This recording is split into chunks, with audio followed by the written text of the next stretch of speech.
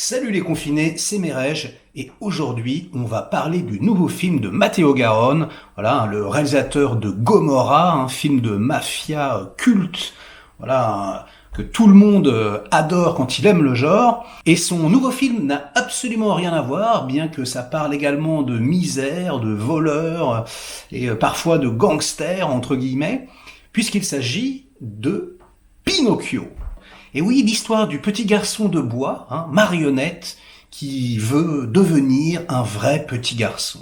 Tout le monde connaît cette histoire, le monde entier évidemment, parce que Pinocchio, le dessin animé de Disney, oulala, maintenant dès que je prononce Disney, j'ai des petites étoiles dans les oreilles, enfin c'est pas grave, évidemment c'est très très populaire.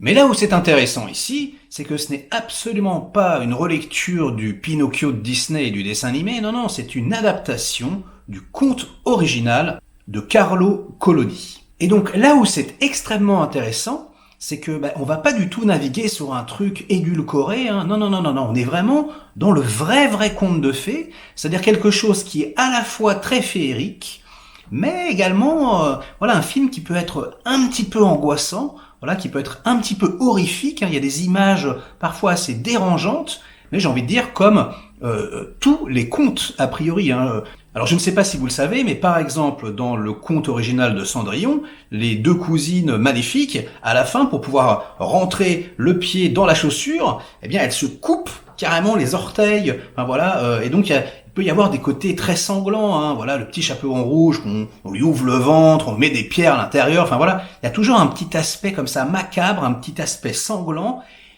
et là c'est le cas. Et j'ai trouvé ça génial. Voilà, c'est ça que j'ai trouvé super, c'est un melting pot d'émotions, de sensations. On est à la fois dans quelque chose avec beaucoup de lumière et à la fois dans quelque chose avec beaucoup d'ombre, et servi par une photographie absolument incroyable. Vous vous rappelez du premier plan des duellistes de Ridley Scott? Voilà, un plan un peu comme ça à la Barry Lyndon, avec de la brume et de la fumée, tout en décor naturel. On a l'impression d'être dans une peinture. C'est incroyablement beau, dense, sublime. Vraiment, j'avais les mirettes comme ça, je ne croyais pas à ce que je voyais. Et très sincèrement, le film est sublimissime, mais vraiment, c'est-à-dire que ça faisait longtemps que j'avais pas vu une direction artistique, les décors, la petite couche de poussière, les toiles d'araignée, on est dans une espèce de mélange entre un Terry Gilliam bonne époque, mais vraiment, et du Ridley Scott, vous savez, avec sa photo comme ça très dense et de la brume et du brouillard, etc. Le chef opérateur, c'est Nicolas Bruel. Je le connaissais pas du tout. Il a fait The Machine, truc qui est dispo sur Netflix, là, que j'ai même pas vu. Mais alors, du coup, je vais aller me jeter dessus pour voir ce que c'est. Et en plus, ce que j'ai trouvé sublime, c'est que bien que tout soit éclairé, évidemment, avec des projecteurs, etc., on a vraiment l'impression que la seule source de lumière est celle du soleil ou de la lune. Alors, je pense notamment à une scène sur l'océan, la scène où ils se font manger par le gros requin. Il y a juste la lune dans le ciel, comme ça, qui éclaire, blam, comme une douche de théâtre, et c'est, mais sublimissime, encore une fois, je trouve que ça met extrêmement bien en valeur la direction artistique qui est de toute beauté. On a vraiment l'impression d'être, dans un théâtre de marionnettes, vous savez, je sais pas si vous êtes déjà allé à Venise, et vous voyez, quand on arrive à Venise, on peut regarder dans n'importe quelle direction, tout est sculpté, tout est sublime, les couleurs, bien que ça soit très passé et très vieux, c'est d'une beauté renversante. Très franchement, là, on retrouve, cette beauté italienne, ce théâtre à l'italienne, ces marionnettes à l'italienne, même les masques de comédia à l'italienne, tout semble sculpté comme ça par des artistes incroyables. En plus, vu que c'est une sensibilité italienne, c'est vraiment très très rafraîchissant pour le regard. Il y a une esthétique très européenne, très chargée, mais en même temps très simple et vraiment sublime. J'ai trouvé ça renversant de beauté. Mais vraiment, le film, graphiquement, est incroyable. Je ne m'attendais pas du tout à ça. Moi, je m'attendais à un truc lambda, sympathique. Je me disais, on va faire la chronique parce que c'est une nouveauté. Et comme on est en confinement, je vais quand même essayer le plus possible de traiter de nouveautés. Là, donc, c'est une avant-première. Mais waouh! Franchement, j'ai pas été déçu du voyage, hein. Alors Matteo Garonne filme un peu à la Terry Gilliam, comme je l'ai déjà dit, il y a beaucoup de plans fixes. Même s'il y a beaucoup de machinerie, hein, il y a des travelling, etc., eh bien il mise beaucoup sur le plan fixe. Donc des plans qui sont très théâtraux, hein, entre guillemets. On va dire que c'est beaucoup plus statique, hein, qu'un film américain. Il y a vraiment une sensibilité européenne. On peut s'attarder pendant de longues secondes sur un plan fixe, voilà, filmé en hauteur, où on voit, voilà, les maisons tout en décor naturel avec les pierres, voilà, et la poussière. Enfin, voilà, ça sent le vrai. Ça sent, voilà, la toile d'araignée. On a un peu l'impression parfois d'être dans une direction artistique qui s'apparenterait à un train fantôme. Vous savez, les trains fantômes de notre enfance. Sauf que là, ce serait sublimement bien fait. Et ça serait pas du tout cheap. Et on y croirait instantanément. La lumière est diffuse comme ça. On voit les particules. Et puis, voilà, toute la direction artistique, hein. Tous les acteurs, voilà, on dirait le Seigneur des Anneaux au niveau de la qualité du truc. Voilà, c'est vraiment ça. Et encore, le Seigneur des Anneaux, parfois, je trouve, hein, dans la première trilogie, on voyait un peu, ça sentait un peu, voilà, les trucs en carton-pâte, un tout petit peu, si je veux être tout à fait honnête. Alors que là, pas du tout. Là, c'est magnifique, mais vraiment, je sais que je me répète, mais c'est parce que j'ai pris une petite claque visuelle. Je m'attendais pas du tout à un truc aussi beau.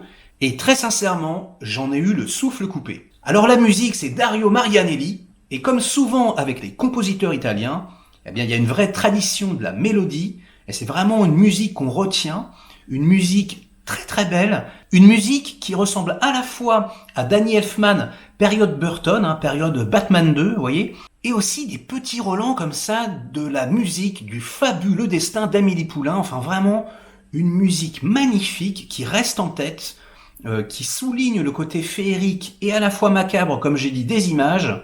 Et j'ai vraiment trouvé qu'elle apportait encore plus à l'atmosphère, et c'est vraiment un régal. Alors, Pinocchio est joué par Federico Lelapi, un enfant qu'on ne connaît pas, qu'on ne reconnaîtra pas en plus, puisque il y a des effets spéciaux parfaits, je tiens à le souligner, pendant tout le film.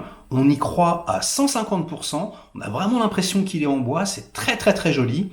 Bon, à part les yeux qui sont des vrais yeux, mais bon, je pourrais chipoter un petit peu, mais très franchement, c'est pas grave, puisqu'au contraire, ça fait passer l'émotion, et j'ai trouvé que c'était du coup un choix très judicieux. Alors on retrouve ensuite Roberto Benigni, hein, qui doit être chez nous l'acteur italien le plus connu, hein, puisque avec La Vie est belle, voilà, c'est devenu une star, même en France, enfin dans le monde entier, instantanément. Et là où c'est marrant, c'est qu'il avait réalisé et interprété le rôle de Pinocchio il y a quelques années, et là, Matteo est venu le chercher, et il joue le rôle de Geppetto. Et donc Roberto Benigni ici livre une compo très très subtile. Voilà, il n'est pas du tout grandiloquent comme il peut l'être parfois. Non, il est très émouvant.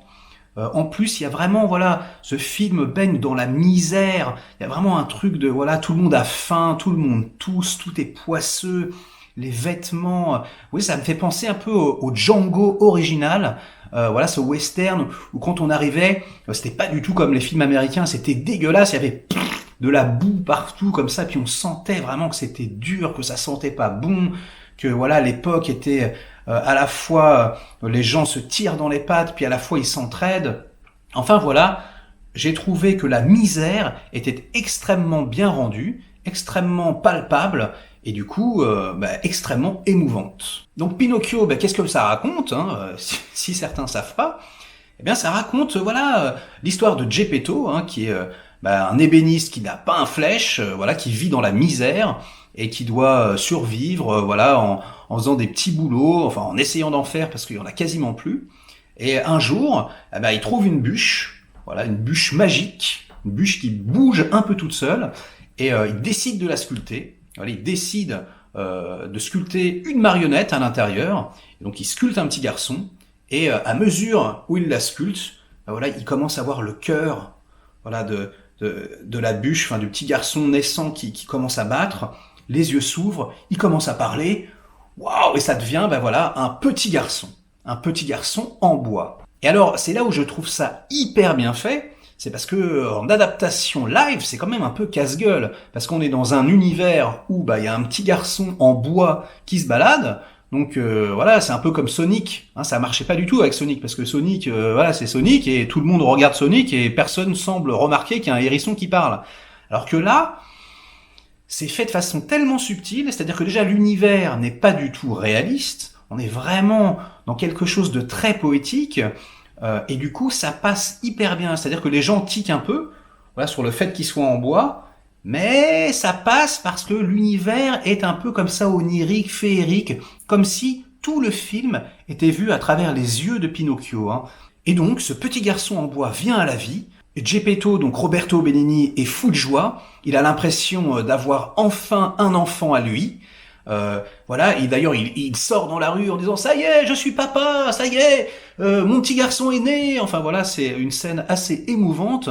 Il est confronté, comme tout nouveau parent, au problème que peut lui poser son enfant, à savoir Pinocchio, qui ne veut pas l'écouter, qui veut voilà en faire un petit peu à sa tête, et qui, au lieu d'aller à l'école, eh bien décide plutôt de s'enfuir pour aller voir un spectacle de marionnettes.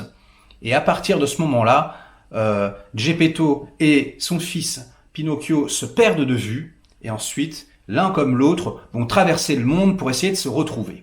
Bon, et je passe sur le mini-spoiler qui n'en est pas un, puisque tout le monde a déjà vu le Disney et tout le monde connaît l'histoire par cœur, mais évidemment, le petit garçon de bois, son rêve ultime, hormis le fait de retrouver son papa, c'est de devenir un vrai petit garçon de chair et d'os. Y arrivera-t-il?